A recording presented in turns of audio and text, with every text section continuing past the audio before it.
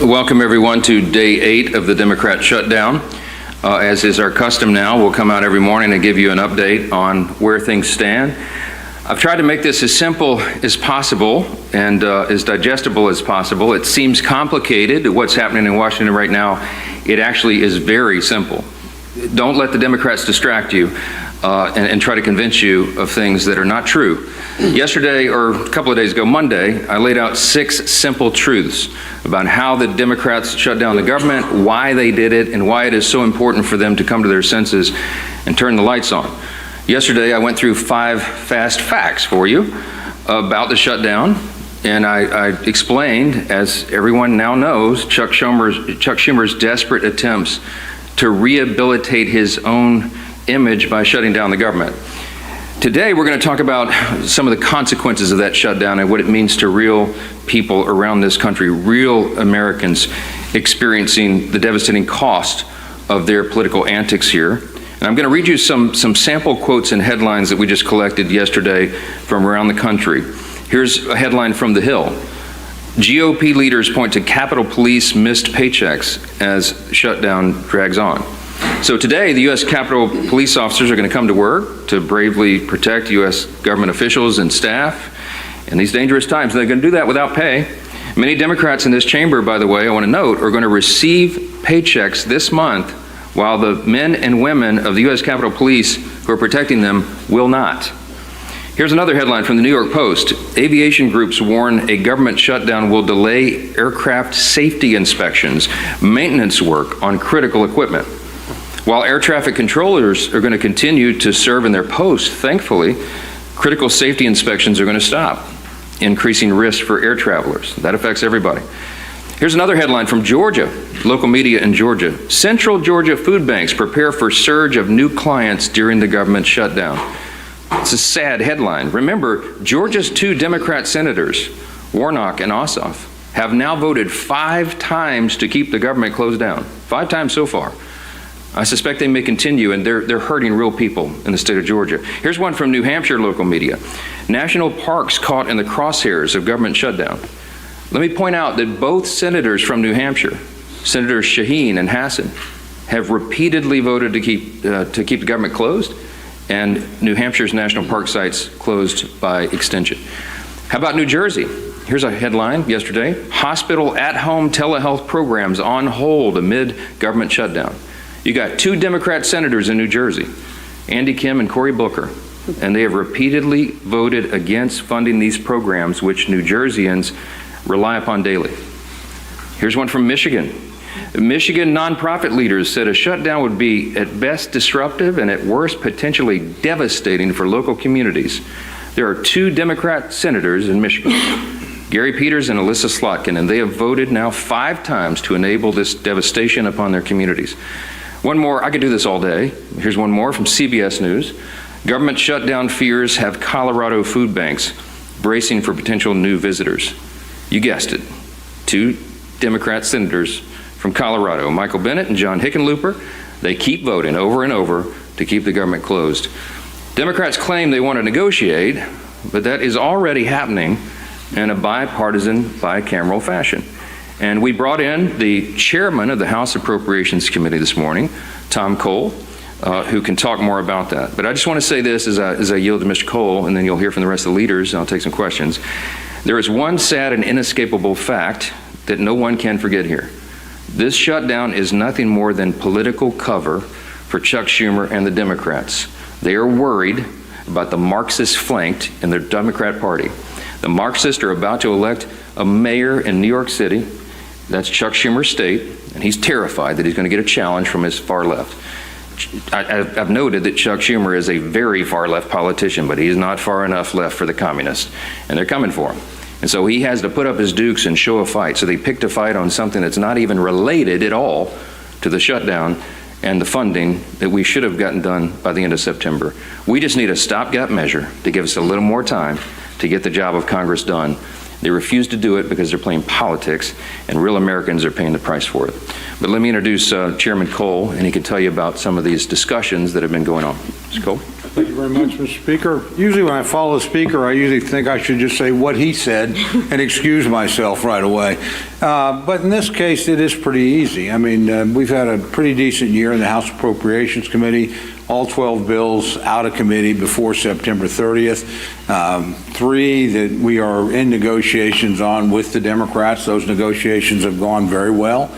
We're prepared pretty quickly to close once the government's reopened. We could get at least 3 bills done. The president could sign them in. Those things would be immune from a shutdown until the following September 30th. Then we'd pick another group of 3 or 4 bills, and then we would do in cooperation with our Democratic colleagues and start working on that. So the process, honestly, was moving along pretty well, and then we had unrelated demands, obviously related to repealing work the Congress had already done on Medicaid, and then these new discussions on subsidies. And I do want to point out, at least the bill we have right now in front of us doesn't even go till December 31st. I mean, these actions would still, we could do this work and still have time to turn around, as the president and our leadership has pointed out in both chambers, and sit down and talk about these other issues. But it's hard to do much when the negotiations aren't happening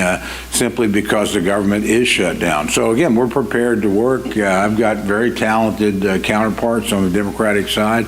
They're good negotiators. We've negotiated a lot of labor issue bills together between Patty Murray, Rosa DeLauro, and myself, and obviously Susan Collins is one of the best legislators in the building. So it's not like we're going to have a hard time, I think, finding common ground, but you do have to restore the government for that to happen. Democrats are not likely to move bills while they've got the government shut down, because it suggests that absent that, we would be moving through the process as normal, and frankly, in a much better shape than we've been in recent years. So again, I'm just hopeful that my colleagues in the Senate, and it's worth pointing out, a majority of the Senate's already on our side, a bipartisan majority of 55. So this really does get down to Leader Schumer and the bulk of his caucus to simply shutting down the government over items unrelated to what we normally do in appropriations. I've mentioned this to both the Speaker and the Leader because they make these decisions, but you know, we should not be handling Medicaid on my committee. We should not be handling the Obamacare subsidies simply because we don't have the expertise or the jurisdiction to do either one of those things. What we can do is move the bills through the process and make sure that every soldier is paid, make sure that every air traffic controller is paid,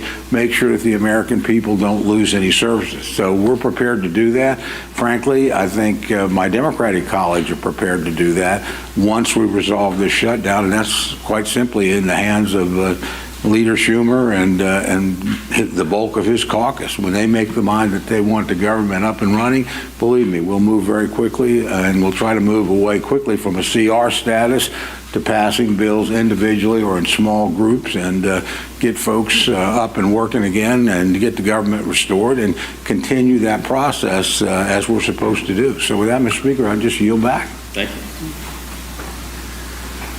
Well, appreciate the work that Chairman Cole and the Appropriations Committee have done months and months ago to get us in a place where we would be ready to have all of the appropriations in a place where you can negotiate those differences.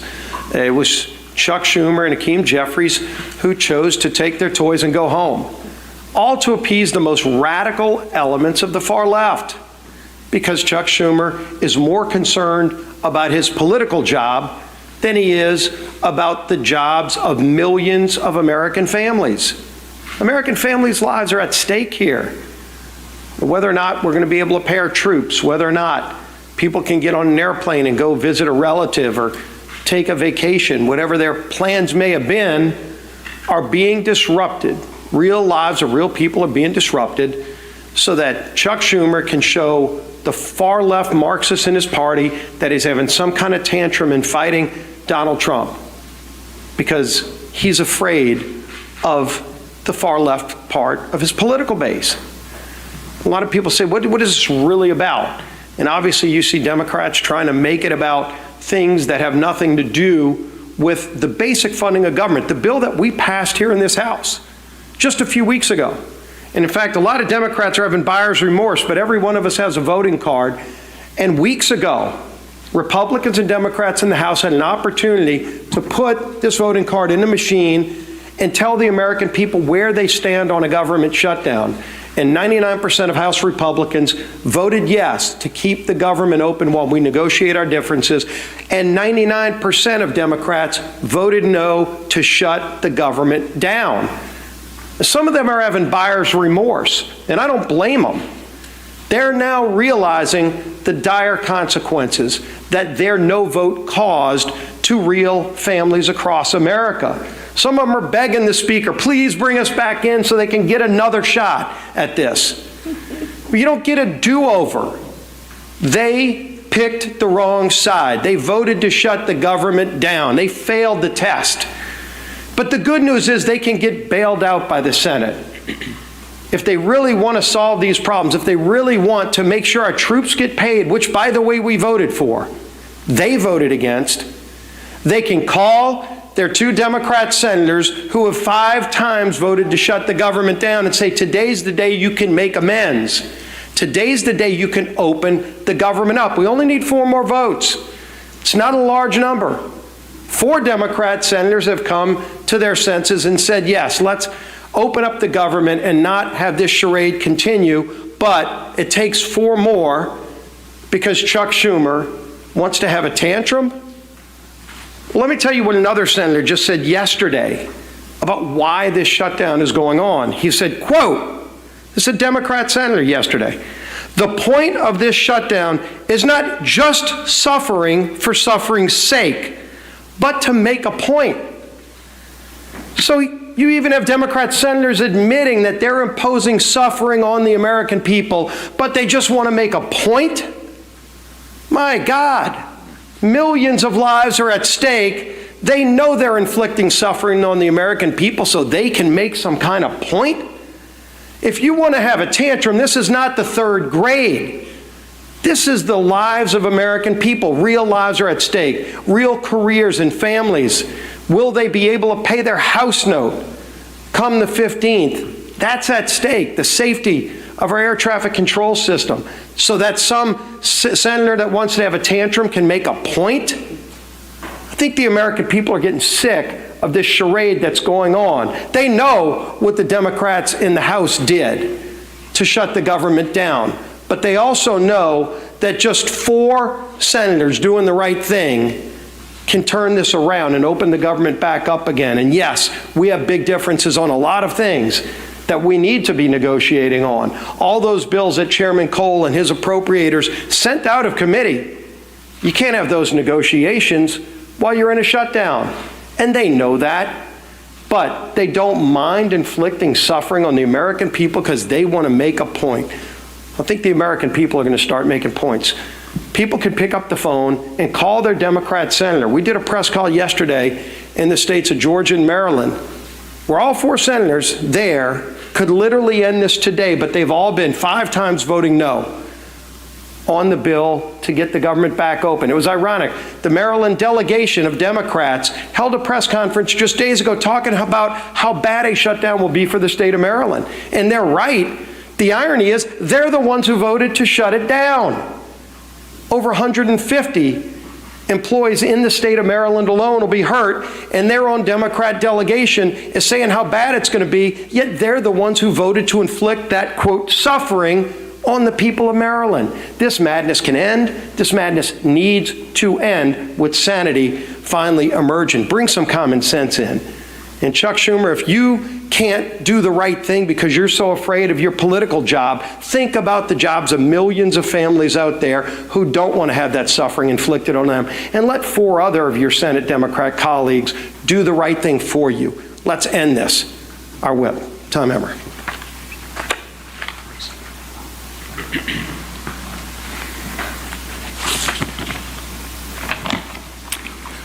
Eight days. We are now 8 days into the Democrats' shutdown. 8 days that our troops are not getting paid. Border Patrol agents are going without mission-critical funding. Federal workers are being forced to figure out how they're going to put food on the table for their families.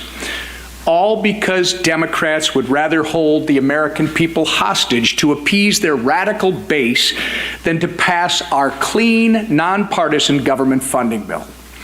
As of this morning, Senate Democrats have had 5 opportunities to get the government up and running again for the people they were elected to serve. And the vast majority of them have voted no every single time. Their obstruction is not only a slap in the face to hardworking Americans whose livelihoods are being put at risk due to the Democrat shutdown, it's also a slap in the face to the constituents who fund their salaries with the expectation that they fulfill their basic constitutional responsibilities. In my hand, I have more than a dozen pages of organizations from across the country representing Americans from every end of the political spectrum, echoing the exact same message. And that message is that government shutdowns solves nothing and hurts everyone. So to our Democrat colleagues in the Senate, enough with the political grandstanding.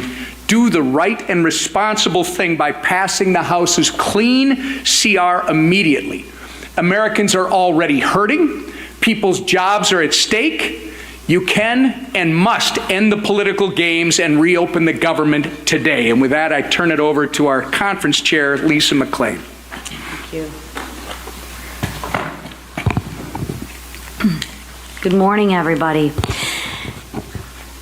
Again and again, Democrats have chosen to put illegal aliens over hardworking Americans. That is not my opinion. That is fact. Read the bill. Democrats let millions of illegals pour in across our border under Joe Biden. Democrats gave them driver's license. Democrats allowed them to cast ballots in elections. And now Democrats are fighting, they are fighting to give illegals health care on your dime. Democrats want to take money out of your pockets and give them to illegal aliens so they can get government benefits. These aren't my opinions. These are actual facts. Go to the website and read the facts, right? But what Democrats do when they have no plan, no vision, and no leader, they have to misrepresent the truth. And they do that over and over again, and they think you, the American people, aren't gonna notice. They're not gonna notice. You're not going to notice that they're taking money out of your pockets and giving them to illegals. They're going to try and put their spin on it. But I challenge you, go to the website and read it for yourself. When Democrats have the choice between standing up for American people or catering to the illegal aliens, what do? They choose illegals every single time and time again. And that's exactly what they're doing again in this government shutdown fight. Democrats are putting illegals above American citizens. So I ask the Democrats, how long will it take you to put Americans first in this funding fight? I ask our senators, Senator Peters and Slotkin, when are you going to put the American people first? The people that elected you to represent them. How many times will you vote against our troops? I ask Senator Peters and Senator Slotkin, how many times are you going to vote not to pay our troops? How many times will you vote against moms and babies who rely on WIC? Against flood insurance? How many times will you vote to put illegals first and Americans last? The answer to that question is as long as the radical base keeps calling the shots. My 2 senators are pandering to their radical base as well. Republicans, however, are actually putting Americans first every single day. And why? Because that's our job. That's our duty. And quite frankly, that is our responsibility. And I call on the Democrats, especially the 2 Democrats from my state, Senator Peters and Senator Slotkin, please Put the American people who you represent first. Now, we'll take a few questions. Yes, ma'am. Speaker Johnson, thank you. Do you agree that the mayor of Chicago and the governor of Illinois should be in prison? Should they be in prison? Should the mayor of Chicago and the governor of Illinois be in prison? I'm not the Attorney General. I'm the Speaker of the House, and I'm trying to manage the chaos here. I'm not following the day-to-day on that. I do know that they've resisted the introduction of or the offering of National Guard troops in Chicago, which is a terribly dangerous city and has been destroyed in the process of being destroyed under liberal Democrat governance and their terrible policies. I would just cite for you in response Exhibit A, which is the District of Columbia. All of you are able to walk safely into the Capitol today, and you can park your cars blocks away and walk back to your cars, and you're not in fear of having your purse snatched or your car being jacked or being assaulted. And why is that? Because President Trump had enough of it. He's a strong leader in the Oval Office, and he used the resources that were available to him, the National Guard, to bring order to the chaos. The Democrat mayor of the District of Columbia ultimately said, thank you so much for the reinforcements, and you're all enjoying the spoils of good policy and return to the rule of law. If we could do that in the other major cities in the country where they're having terrible crime crises, that should be seen as a positive, and I think most Americans see it that way. If you're a resident of Chicago or New Orleans or one of these other Democrat-run cities, you've had enough. You're tired of your family being walking in fear and not being able to enjoy their lives, and if President Trump can use the resources and do it in a lawful manner to allow National Guard troops to help bring order and restore the rule of law, that is something that is wildly popular with the American people. Now, if you have elected officials in some of these states who are committed to their radical, soft-on-crime ideology and defunding the police and all the things the Democrat Party championed for the last several years, and they want to stand by that, we encourage them to do so. We'll see what the people think about it. Yes, sir. Back row. Speaker Johnson, a lot of the free health care for illegal aliens that you've been talking about is care provided in emergency rooms, which are required by federal law to care for anybody, even if they can't pay, even if they're not a citizen. Do you think that law should be changed? No, you're talking about EMTALA, which has been part of the law for most of my life. Emergency care is provided without question to anyone who comes in. If you're hemorrhaging and you show up in an emergency room, you get treated. That's something we all support. That's a very good law. We're in favor of it. You're cherry picking a tiny subset of the issues. We put, and go to still on the website, speaker.gov, look at page 57, section 2141 of Chuck Schumer's counter-proposal CR that he filed. There's 6 categories of things that they would like to restore funding to, and it adds up to $192.8 billion, almost $200 billion of hardworking taxpayer funds that would go to support illegal aliens and other non-citizens. Now, with regard to EMTALA, are we saying change the law? No. But one of the things they're doing, and one of the things that Chuck Schumer is advocating for and has filed in the law and is using as a leverage point to keep the government shut down, is he literally wants to reimburse hospitals more money for treating illegal aliens than American citizens. Fact. Go look it up. Go look on the website. Don't take my word for it. We're not doing that. If you're a young, pregnant American citizen woman who shows up in an ER and you get treated and they pay the hospital less for treating you than some illegal rabble-rouser who came in from some, South American country to do us harm, that is wrong. The Republican Party stands for common sense. In the big, beautiful bill, we fix that. And Chuck Schumer wants to unwind it, and it is unconscionable to me that he's inflicting all this pain on American citizens so they can play games and try to appease the radical left base. That's what this is. Back, yes. Thank you, Mr. Speaker. 2 questions about federal worker pay. One, is it your understanding that federal workers will be repaid after the shutdown as part of current law? And 2, would you allow a UC, for example, for the military to ensure that they would be paid in shutdown? Those are 2 questions. Federal workers, it's my understanding that the law is that they would be paid. There is some other legal analysis that's floating around. I have yet had time to dig into and read that. But it has always been the case, that is tradition, and I think it is statutory law that federal employees be paid, and that's my position. I think they should be. They should not be subjected to harm and financial dire straits because Chuck Schumer wants to play political games. With regard to paying the troops, I want everybody to listen to me very carefully. Hakeem Jeffries and the House Democrats, as Leader Scalise said so well, are clamoring to get back here and have another vote because some of them want to get on record and say they're for paying the troops. We already had that vote. It's called the CR. Every Republican and at least one Democrat had the common sense to say, of course we want the government to stay in operation. Of course we want to pay our troops and our air traffic controllers and our Border Patrol agents, TSA, and everybody else. We did have that vote. The House, I keep saying the House did its job. We did that almost 3 weeks ago. And every Democrat in the House except one voted against it. They voted that they did not want the troops to be paid. They did not want TSA agents to be paid. They did not want air traffic controllers, Border Patrol agents, and all the rest. They live with that vote. They made that decision. The House is done. The ball is now in the Senate's court. It does us no good to be here dithering on show votes. We did it. We sent the product over. It is clean. It is 24 pages in length. It's the most bare minimum that's necessary to keep the lights on for the people. And Chuck Schumer and 43 of his colleagues, Democrats, continue to do the wrong thing.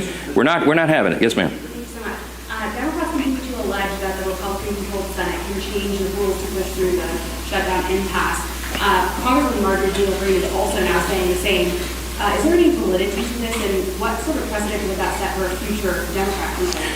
Well, I'd lead the House, but the Senate has its own rules. Some of them are arcane, and when you're in the minority, you don't like it a lot. The filibuster is a tradition over there that's been maintained by both parties whenever they've been in the majority for a long, long time, and they can make a very compelling case as to why that's true. Now, could you go nuclear and blow that all up and end the filibuster once and for all and allow everything for only majority party vote, 51 votes in the Senate? I mean, is it possible? Yes. Is it wise? You can have a lot of people who would tell you it's not. I mean, on the Republican side, I would be deeply concerned if the Democrats had a bare majority in the Senate right now. A Marxist ideology taking over the Democrat Party. Do I want them to have no safeguards and no stumbling blocks or hurdles at all in the way of turning us into a communist country? I don't think that's a great idea. That's me. So what's good for the goose is good for the gander, as they always say. And there are some safeguards in the process that were built in a long, long time ago to prevent one party just running roughshod. Now, there's a big contrast between what I just said and the issue that is before us today. We're not asking Chuck Schumer and the Democrats to do anything different than what they've always done. We've shown you the highlight reel. Chuck Schumer gave impassioned speeches as recently as 7 months ago in March of this year.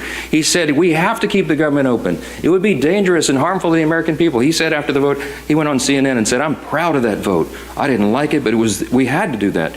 He was right then. He is not right now. We're not asking the Democrats to do anything heroic. We're asking them to do their basic duty and responsibility, as Chairwoman McClain said. Keep the government open. The first responsibility, I'm sorry, I'm aggravated. The first responsibility of the government is to protect the people. And the people who are supposed to be protected are being completely cheated by Democrats in the Senate because they want to play politics.